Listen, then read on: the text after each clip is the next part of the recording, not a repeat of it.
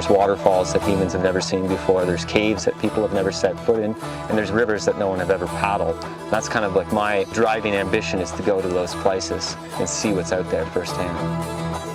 Professional explorer Adam Shoalts was swept over a waterfall in a canoe, came face to face with an angry polar bear, and then quite literally changed the map of Canada while exploring an all but unknown river in the Hudson Bay watershed. Shoalts is sharing his adventure in a new book called Alone Against the North. We welcome Adam Shoalts back into the studio. Good to see you again. Good to be here. It's amazing the kinds of things that you've done, been able to do, and discovered, as we mentioned, but at the end of the day, it's dangerous. What was it about the Hudson Bay lowlands that was so appealing to you that you would really take those kinds of chances? Well, the Hudson's Bay lowlands is the biggest wetland in North America, third biggest on Earth.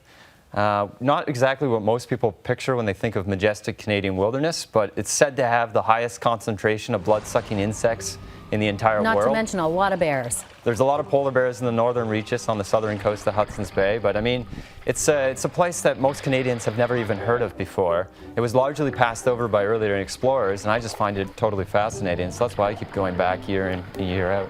Tell me about the river. You want to find the headwaters of this particular river. Yeah, I mean, this river, it's known as the Again River, a name it picked up in 1946. But no one had ever explored it on record in its entirety. It was a bit of a mystery. Very little was known about it. It was only added to the map of Canada back in the 1950s using air photographs. So no one on record had ever actually gone there and attempted to do the route that I did, all the way from its swampy headwaters out to its outlet. So I wanted to be the first on record to do so and create a map of this river as I canoed down, running whitewater rapids and finding waterfalls. Yeah, tell us about finding that waterfall, because you found it because you went over it. Yeah, I found 5 waterfalls, actually. The first one was a bit of a surprise. Yeah. I didn't see it coming until it was a little too late, and the next thing I knew, it was at the bottom of the waterfall, upside down. But after that, I was a little more cautious, and I found all these waterfalls. I photographed them, mapped them, which is pretty astonishing, because when I did that expedition 3 years ago, the only satellite imagery that was available to me was low resolution, too blurry to detect waterfalls, and that's what's really exciting. I mean, you think in this day and age everything would be accurately put onto those topographic maps, but it just isn't true. I mean, there's parts in the far north that have never been that accurately mapped from on the ground before, so it's still possible to find waterfalls and things like that. And possible to find polar bears, obviously, in the northern regions. I mean, how close did you come?